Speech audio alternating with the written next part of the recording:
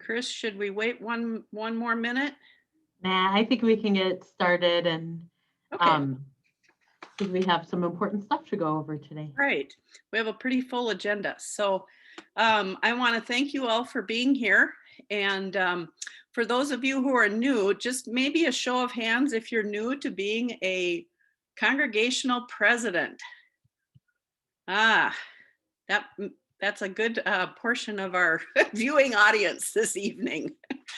So welcome, and I am so pleased that you have accepted this position to help lead your congregation forward. There have been lots of challenges, always are challenges in the church, but this past year has been probably an unprecedented amount of challenges that has brought its own complexities to the year. So I really appreciate your leadership. I appreciate your presence here, and we hope as a synod that we can provide resources for you that will help you through these times. And so if there's anything that you need, please don't hesitate to reach out to one of us here on synod staff. I'm gonna have our synod staff that's on this call introduce themselves. I'm Pastor Carla Mickelson, and I serve as associate to the bishop for synodical administration.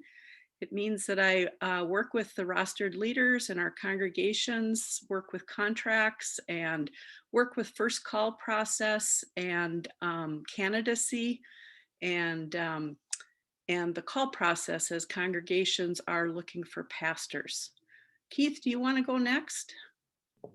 Yes, Keith Say, I serve on your Senate staff as Director for Evangelical Mission, and I get to come alongside and pay attention to a lot of different ways that congregations are seeking to continue to be vibrant and vital and resilient in the communities that God's planted them. And we're going to touch on a couple of those ways this evening. Thanks, Keith. Chris, would you like to introduce yourself? Sure. I'm Chris Dernier, and I get to be the Director of Events, Communications, and Youth Ministry for our Synod. I'm 1 year into that position. For 10 years before that, I did the youth ministry for the Synod while I worked in a congregation as well. So I plan those middle school and senior high youth gatherings that we've been having when we could meet, when it was safe to be together, groups of people. So yeah, I'm just so thankful. You'll be seeing my name in emails. And I hopefully will only send you important information and not annoy you with information that I send. I would like to remind everybody, if your congregation has not submitted their congregational update information, like listing who new presidents are and new treasurers and such, please forward your name and contact information. You can even put it in the chat here, and we'll be sure to get you added to not only the president's list, but also get you on the list for the Synod e-newsletter, which comes out weekly. And that is full of useful information and links that will help you as well. So just go ahead and send information, and Chris will compile things and we'll get things rolling. Are there any questions before we begin? Not seeing a hand raised. Chris. I wanted to share some scripture with you and some thoughts as we start this meeting out. Psalm 23 has been a psalm that was used a lot in the congregation I served before this for funerals. It would be like the funeral psalm, especially when it came through the lectionary. But I attended a virtual conference about a month ago, and there was something that was lifted up. So I'm going to read to you Psalm 23 and then share a little bit, and then we'll pray and get to the business. The Lord is my shepherd, I shall not want. He makes me lie down in green pastures. He leads me beside still waters. He restores my soul. He leads me in right paths for his name's sake. Even though I walk through the darkest valley, I fear no evil, for you are with me. Your rod and your staff, they comfort me. You prepare a table before me in the presence of my enemies. You anoint my head with oil, and my cup overflows.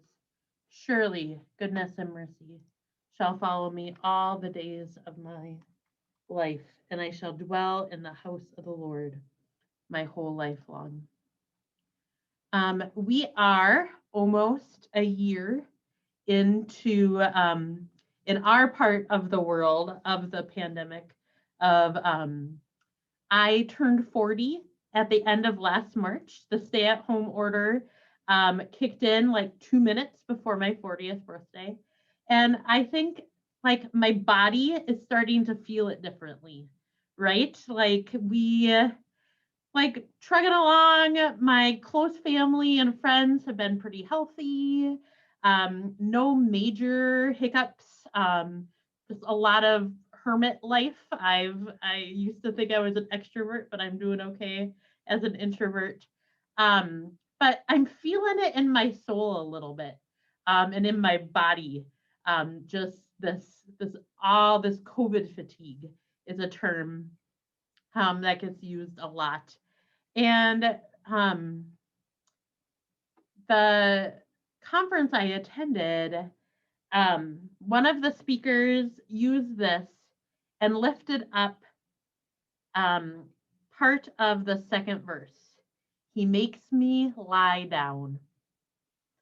And like sometimes I'm pretty stubborn and I'm not really good at stopping, but sometimes God tells us to lie down and we need to do that, right?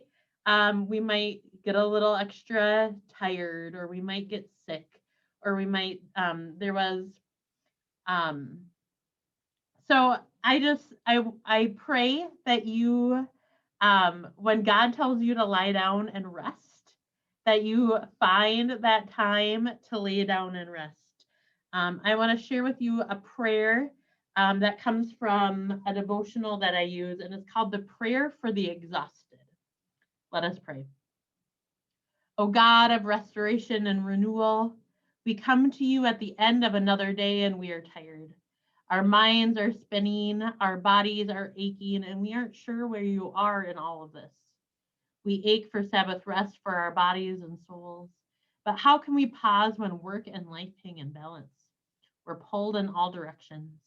Our communities, our commitments, our families, our futures. We're just trying to keep it together, but we're tired from the push and pull. We ache for quiet in a shouting world. Help us remember that while productivity is lauded in our culture, you welcome us to pause in your kingdom. You who call us beloved and beckon us to lie down. We ask for rest for every weary body and soul. Help us not to push ourselves and others so hard that we forget the miracle of Christ right in front of us. Amen.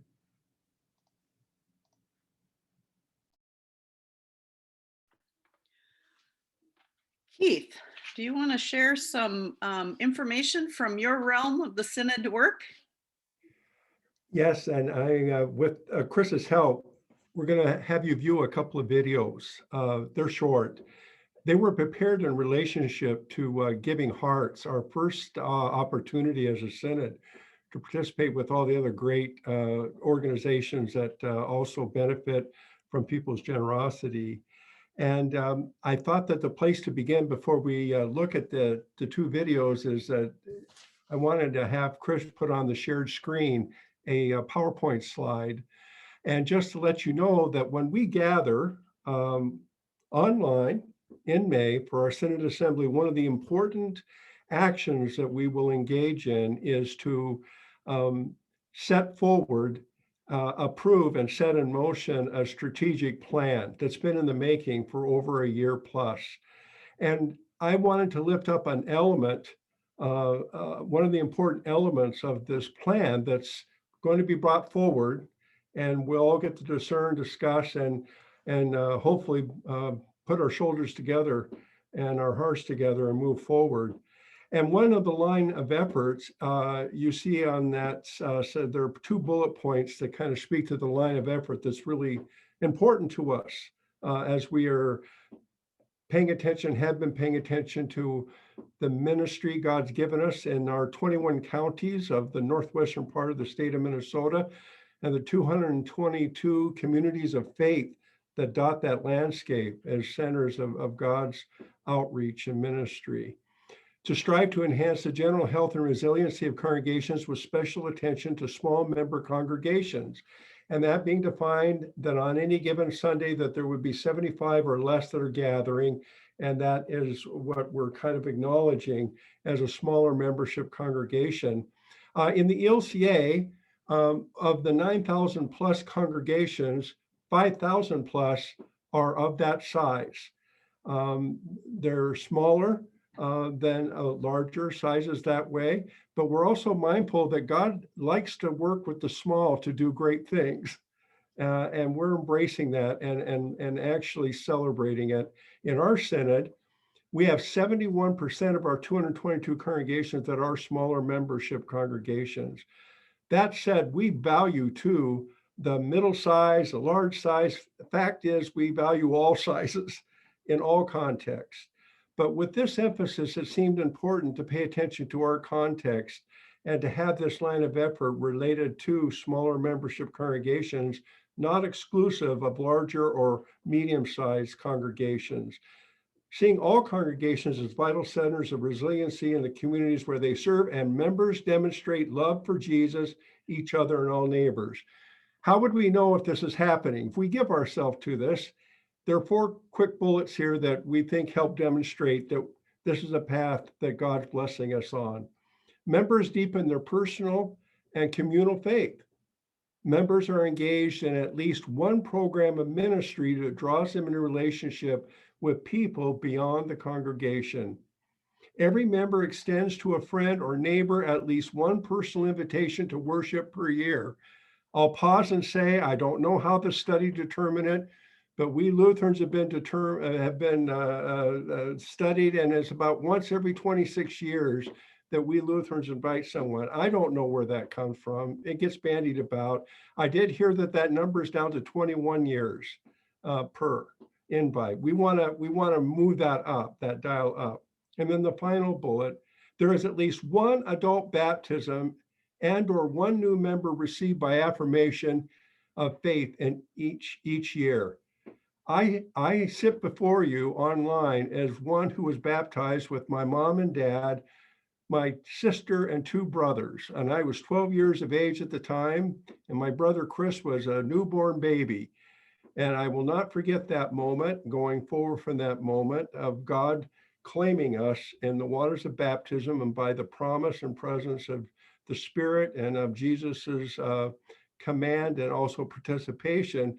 And I am convinced, and I've been in the Synod for a long time, that there's not a congregation in our Synod that does not have living nearby a family or an individual that yet does not yet know that they are the beloved of God's and that they belong and that God would want to reach out to them, and that we get to be means by which that happens. So there's this key elements of an emerging strategy plan for our Synod. So we are fussing with this, living into this through area strategies, and also with some partnering between larger and smaller membership congregations. And this is what the 2 quick videos will share with you. Pastor Keith, do you have a preference for which one goes first? No. Okay. The first one I'm going to show you is about a partnership between Dilworth Lutheran and Lisney. And Pastor Keith, that Lisney is just outside of Holly, or where? Okay. North of Holly. Yep.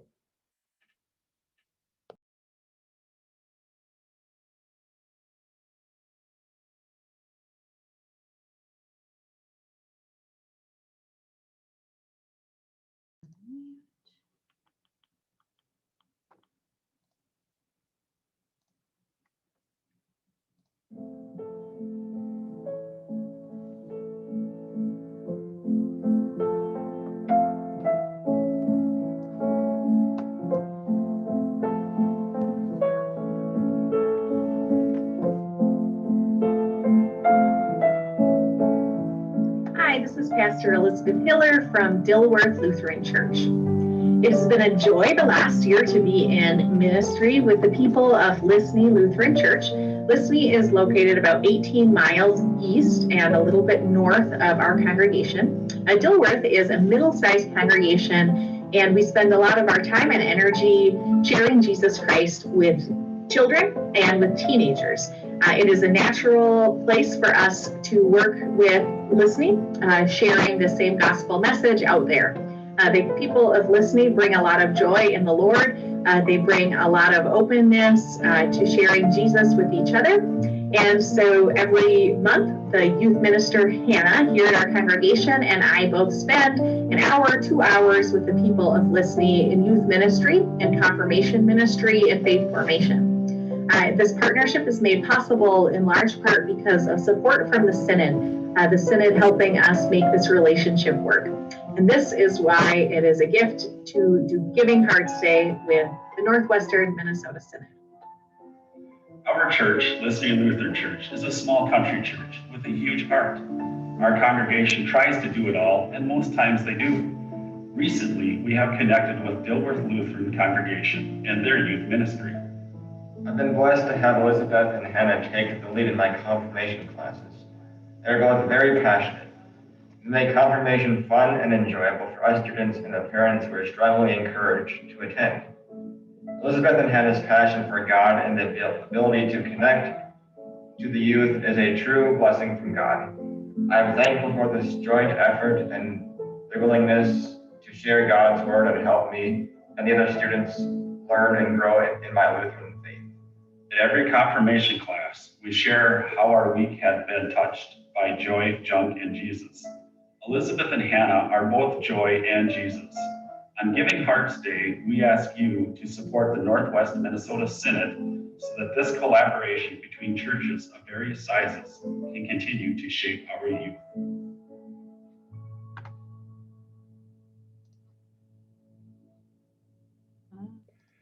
That's just a sampling of the kind of partnerships that have happened, are happening, and are going to unfold yet.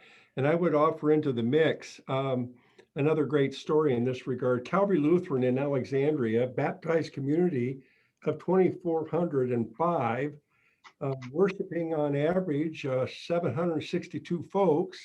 They're partnering with West Mo, rural Brandon, open country, smaller membership congregation, baptized community of 189. And on a given Sunday, 51 brothers and sisters in Christ will gather for worship. They've got a dynamic relationship that's developing, and they are equal among equals. They each have something to offer one another, and it's involving technology, and it's involving the sharing of some ministries and some staffing, and it's mutual. It's a mutual relationship. And the pastor, the senior pastor, Hans Stahl, and the congregation were beneficiaries, and actually we as a synod are significant beneficiaries that they were awarded a major Lilly grant to expand that possibility of other congregations that might benefit from that kind of relationship. And because of the technology potential and such, that can be extended. It's not limited by just so many miles inner circumference from Alexandria. And I believe Chris was, there's a posting or something about you can look at a 5-minute video. We're not going to show it tonight, but we'll at least direct you if you want to hear that story and get a feel for it. That would be good. I put that link in the chat that Keith was just speaking to. It's called calvarypartners.org. Don't look at it now. View it there. But I'll put it in this week's Northern Lights newsletter, so you'll have the link there. But calvarypartners.org. So yeah, is there anything you'd like to say about our next video about Baudette? Yes, we launched just prior to the COVID's emergence 3 area mission strategies, and one of them was located up in the Baudette area in conference number 1, Roseau. They call that the borderland up that way, the Highway 11 corridor. But the name was the Baudette Area Administration. Even though we've not been able to gather in person to do the shared work about discovering our shared mission field as congregations and what each congregation is uniquely gifted to bring, rather than everyone replicating the same, that every congregation's got something to offer and makes a difference. And when resources are pooled together, it can make for a pretty fine potluck meal that can feed a lot of people, so to speak. And we are meeting again tomorrow, and we are going to rebrand it because Baudette is too limiting, they discovered. They want it to be something that all the congregations across Conference 1, what would it look like to be paying attention together, in addition to our ministries we have as congregations, but there's something that we could do together that could enhance individual ministries, but really make a bigger impact on the communities where we're planted. So that's been exciting to watch, and you're going to hear from two of the folks that are from that area strategy. So here is that next video. These were both made for Giving Hearts Day, which was, gosh, 2 weeks ago now, a week and a half ago. And so we're just thankful for the generosity that so many people have shared with us. And so you'll hear a little bit more Giving Hearts language in this video, but the sharing of what they're doing is too good to not use it more widely. So.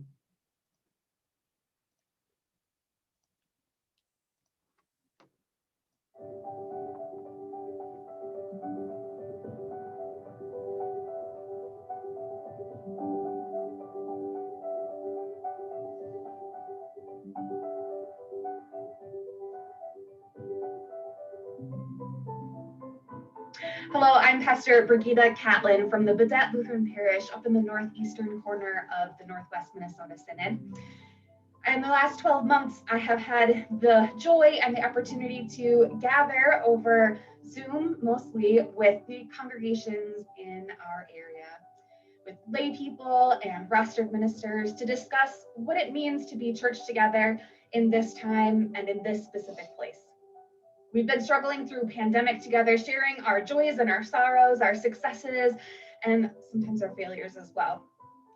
We also have been building these relationships stronger because we know that we are stronger together, especially in rural ministry. We are not often large congregations. We often don't have a lot of finances. And yet there is need for the good news of Jesus Christ in our areas. And so we asked together these questions. What does it mean for the Holy Spirit to be calling us into new mission in this time and in this place? We've gathered together and talked and built these relationships in order that we can continue them into the future. To ask those questions even more deeply as we build again into the new church that comes on the other side of pandemic. This area mission strategy has been an opportunity for creativity, for bearing witness to God's work in our corner of the world, and to support one another. Greetings from the northeast corner of our synod, where I'm a member of Wabaneka Lutheran Church.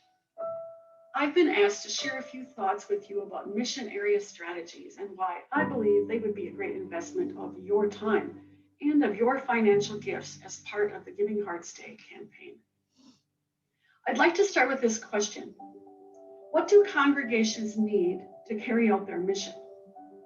From my perspective, I believe there are three things which can help us be better at being the church in today's world. The first is time. Yes, I realize we can all use more time, but I suggest we need more focused time.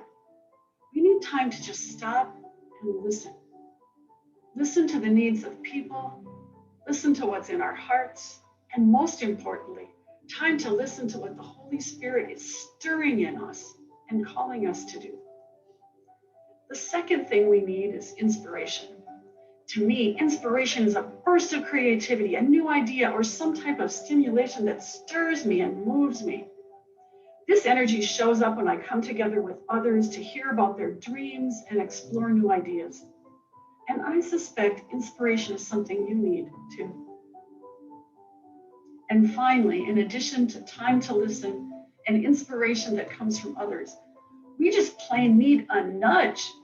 We need others to nudge us, not only to think beyond our current circumstance, but to actually do something. Some might call it encouragement, but there's nothing better than a nudge to move us to take some type of action. These three things, time, inspiration, and a nudge, are three things I've gained from coming together with others as part of a mission area strategy group over the past few months, where together we've explored our shared mission field. Sharing our hopes and fears, reflecting on our mission, and learning from each other is moving us toward action. I hope these insights shared are just the nudge you need to take action. You can start by making a Giving Hearts Day donation to support area mission strategies that will be happening in the Synod in 2021. Then take the time to follow up by learning more about how you can be a part of a mission area strategy group in your part of the Synod. We can be so much better together. As we celebrate Giving Hearts Day, I hope that you consider being a part of an area mission strategy in your area and giving of your finances to support this part of the Synod's ministry. The Holy Spirit is continually moving us and calling us into new parts of the world and new ways of expressing God's church. In order to do that, we have to listen and work together. So I'll add my amen to that and express also a thanksgiving to God for you as people of faith across their synod.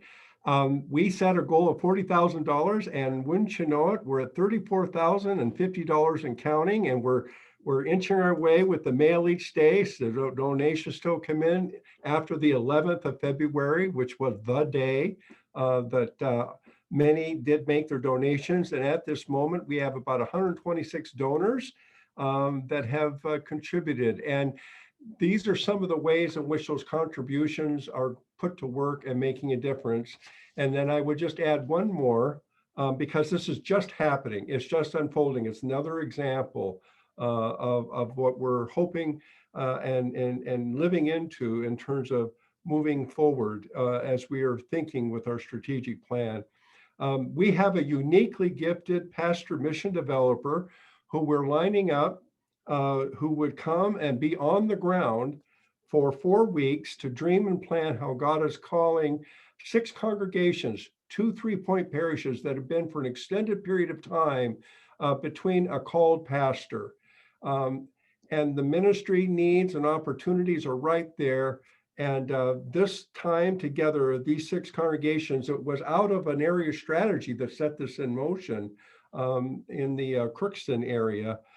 This pastor developer is going to join these 6 congregations in an intensive period of accompaniment and discernment in order to create a clear pathway to the future.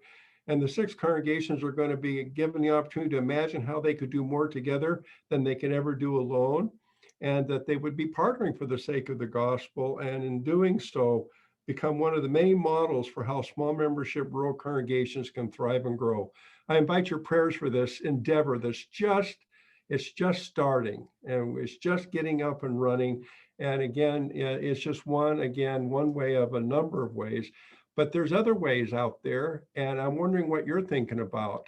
And that's where Chris is going to give you an opportunity maybe to do a little visiting about that.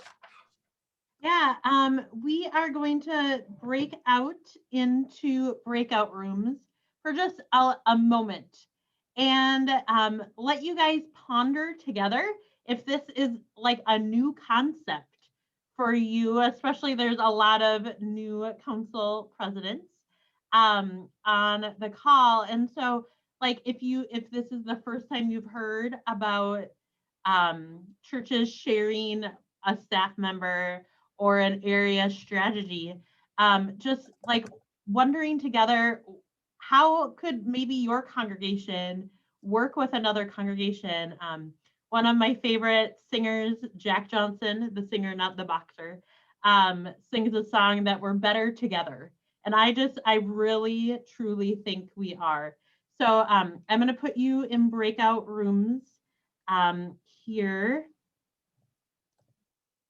I have too many little things open, and I'm just going to give you like 5 or 6 minutes And then have someone who's willing to give a little report at the end of your, like when I bring you back, Star Trek style. Give a little report if there was anything that like bubbled up from your conversation. So I'm gonna make these rooms now. You should be open, and I'll give you a 2-minute warning.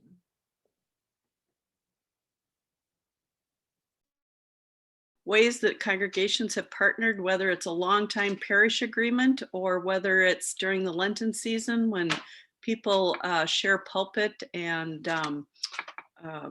opportunities to worship together. Zoom has made it so that congregations have been sharing some technological resources, which has been good. And I think that there's been three churches, 2 parishes out of that have been sharing a pastor, as they are all small member congregations. And that has been a good partnership for those 3 churches. So I think that kind of covers the bases. Thank you. Anyone from room 2?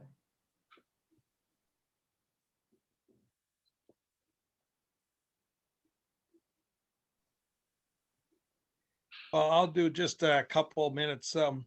I got the feeling I'm come from a little bit larger church compared to what some of them were, and we worked a little bit across the river. We talked a little bit where some have been kind of put together and they've kind of fallen apart. We also have discussed a little bit, which I thought was a good idea, in the sharing of Lenten services as we're coming up.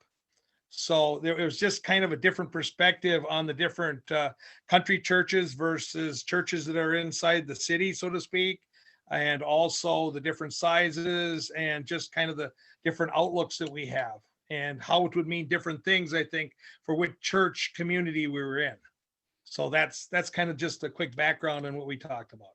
Yeah. Thank you. And room 3. Yes, hi, Chris. We had a very engaging conversation. And you know, unfortunately, it was not saying anything, but it was cut a little short because I think we could have gone a lot farther with it. But you know, we talked about the frequent churches of sharing of pastors, also went on call, and the bookkeepers and that of sharing those from church to church.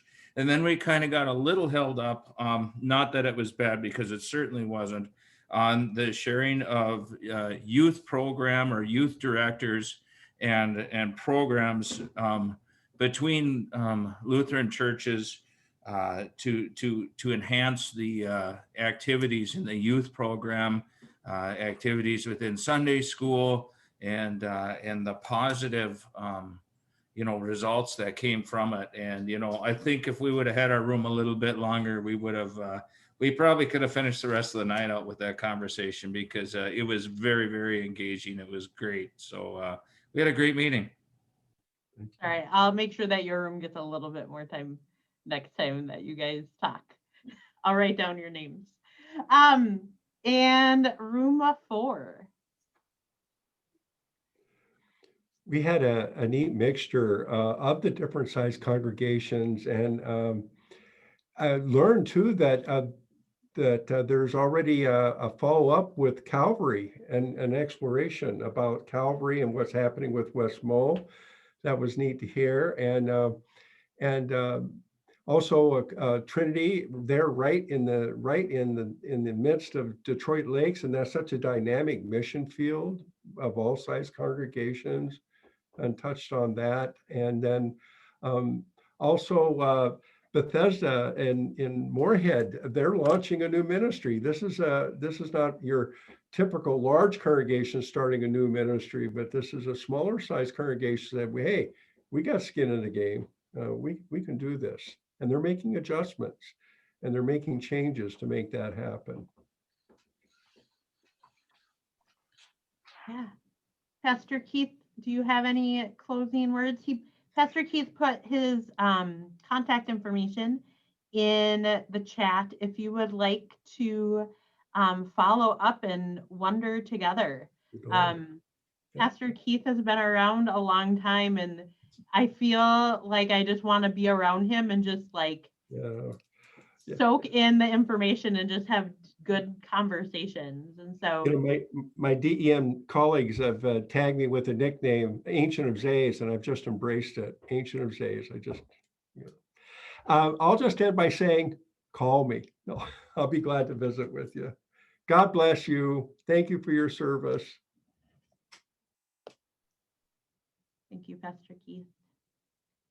And then again, thank you to your congregations and those who have supported Giving Hearts. I'm working on thank yous, but they are just so appreciated to support this ministry.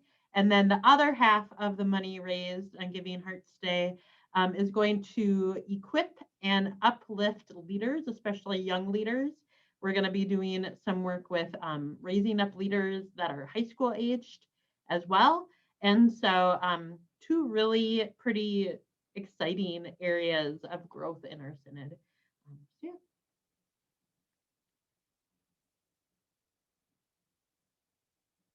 Chris, do you want to give us a little update on Synod Assembly?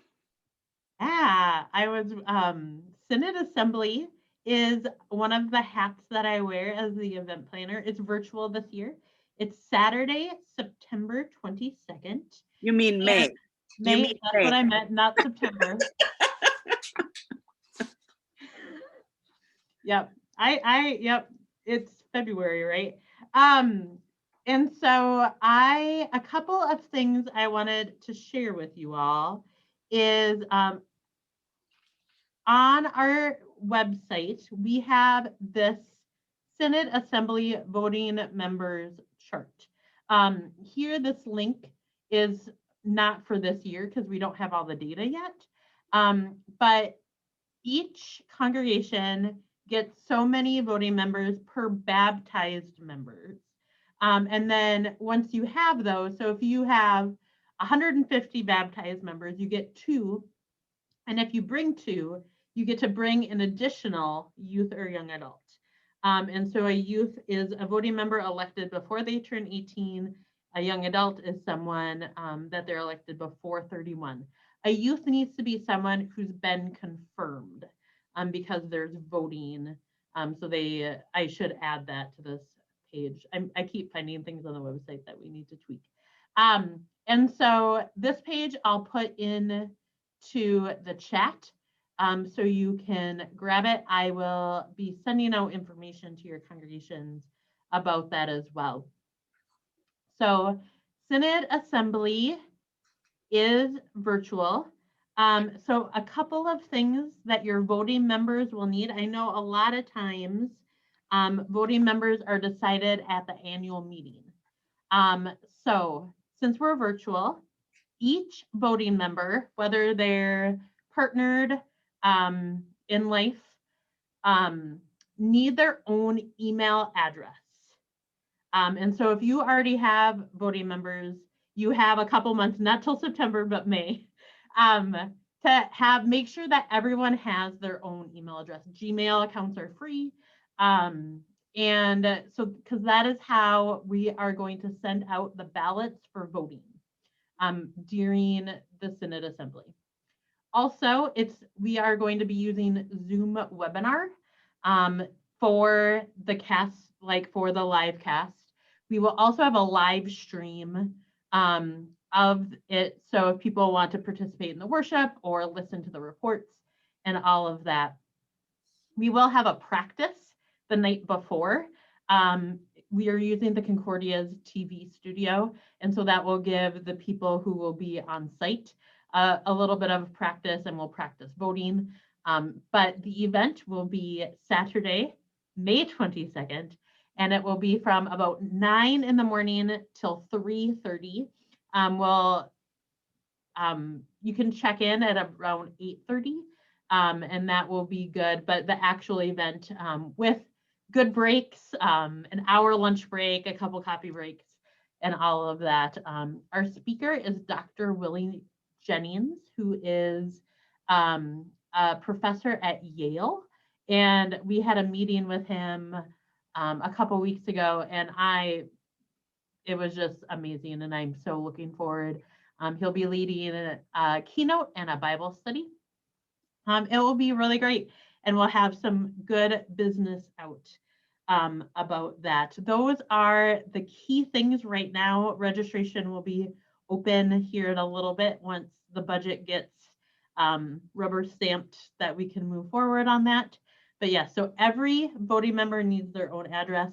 And if congregations need help with technology, I'll be working with council presidents and or rostered leaders, SAMs, to help make sure that everyone has the technology needs, because I know in some parts of our synod technology is a little bit more difficult to come by. So we're willing to help as a synod make that happen. Another little note, we'll have a tech helpline. And so the preferred device to like watch synod assembly is not your phone. So if you need to call, you can make that phone call. I need to make sure I put that in my notes for telling people. So anything, Pastor Carla, I'm forgetting? No, I think that's good for Synod Assembly. I would like to just remind folks, especially for those of you who are new as congregational presidents, last December we sent out our annual request to congregations to fill out your annual report forms.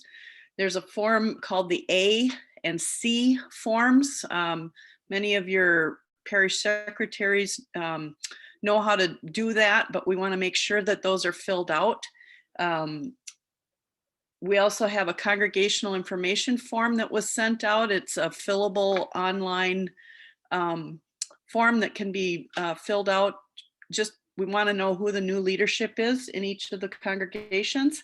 And then the mission intent support form is also something that we're looking forward to seeing so that we can figure out a more realistic budget and as we move forward. So those three things, and Chris has up on the screen where you find that under our resources. The 2020 December mailing is what came out, and all of those little blue links there will help you in filling out the forms that we need.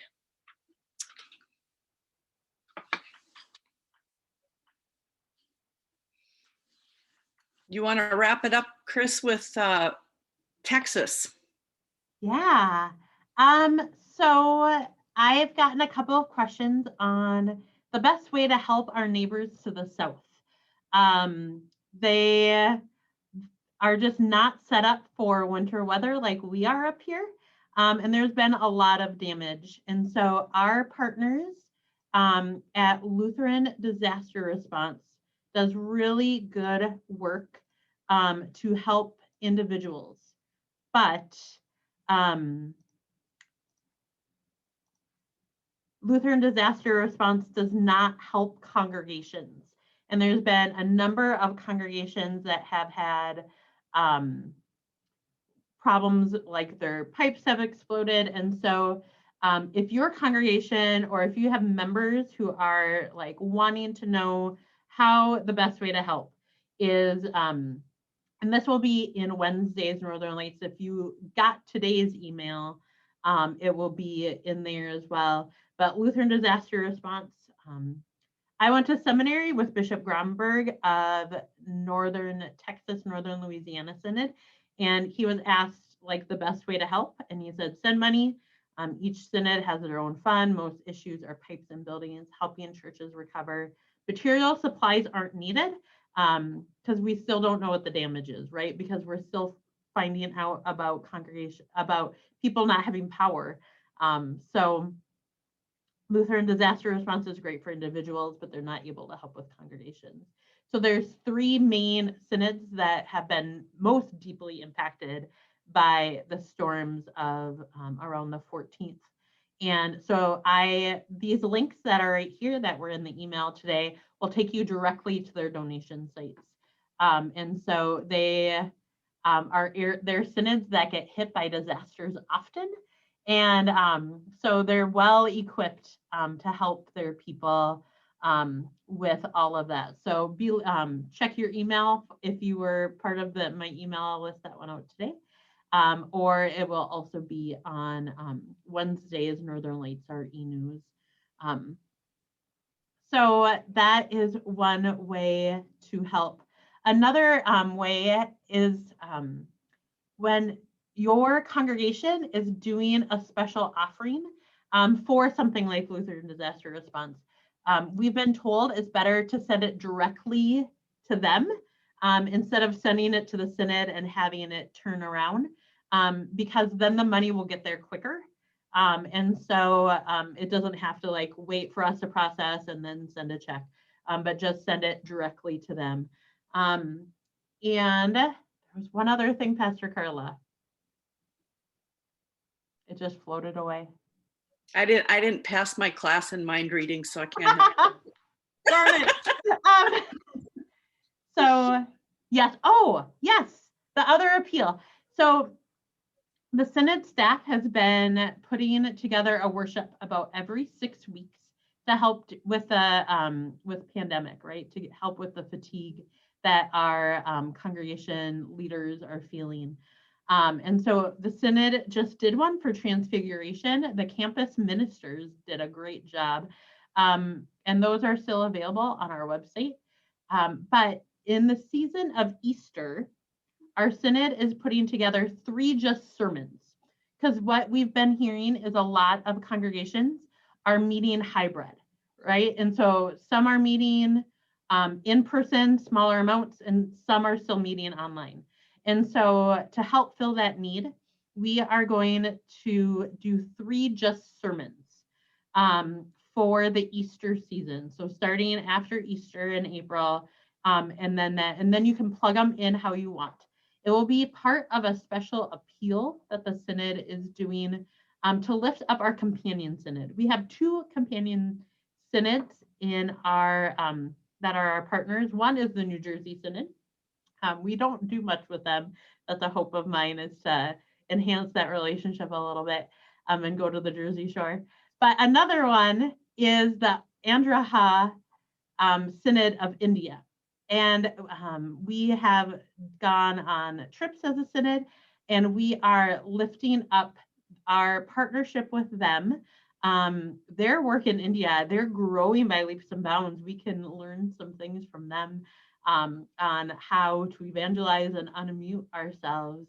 And then Lutheran World Relief is doing some great work on the border of India and Nepal. And so the 3 sermons will be around this Easter appeal for our companion synod and Lutheran World Relief, LWR, not Lutheran Disaster Response. And so tell your worship planners that you can use these 3 sermons any days, any Sundays that work for them, and have them not have to prepare a sermon for those days. Pastor Carla will be one of the preachers of that, and we'll be doing a special offering to help the work for them. So that will be coming up after Easter in the Easter season. That was the other thing I didn't want to forget, Pastor Carla. I think that we're each, the 3 of us who are preaching, are picking something from the Revised Common Lectionary during the season of Easter. So if that helps you out. I have not picked my scriptures yet, but that will happen shortly. So yes, once I get my thank yous done for Giving Hearts Day, I will work more on the Easter work so that you can have the resources you need. We'll be giving a lot of resources on just stories of telling about India and our companion synod. I believe there'll be Bible studies and videos and all of that. So I'm really looking forward to that. It's 8 o'clock and I want to honor your time. And so before I pray, I just wanted to make sure that there weren't any questions or anything like that. I don't see any hands raised. Any hands? All right. I talk fast and it's 8 o'clock. So I'm going to pray out of the LBW.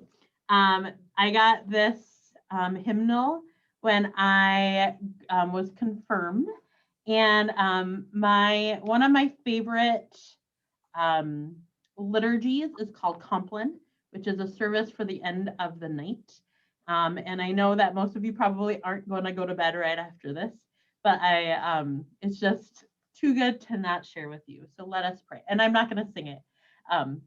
You're welcome. Eternal God, the hours both of day and night are yours, and to you the darkness is no threat. Be present, we pray, with those who labor in these hours of night, especially those who watch and work on behalf of others.